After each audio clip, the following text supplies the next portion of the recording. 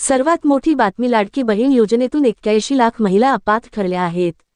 आता केवळ 1,66,00,000 महिला या योजनेचा लाभ घेण्यासाठी पात्र असून त्यांच्या खात्यात दरमहा योजनेच्या लाभाची रक्कम जमा होईल।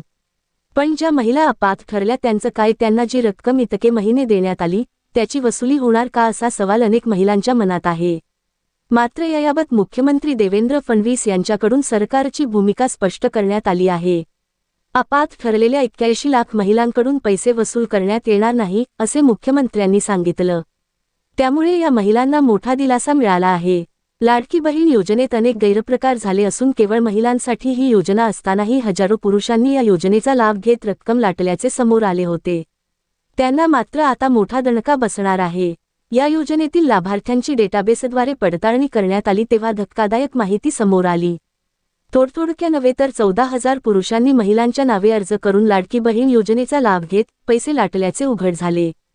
त्यांच्याकडून मात्र लाटलेले हे पैसे आता पुरेपूर वसूल केले जाणार असल्याचे सांगण्यात आले।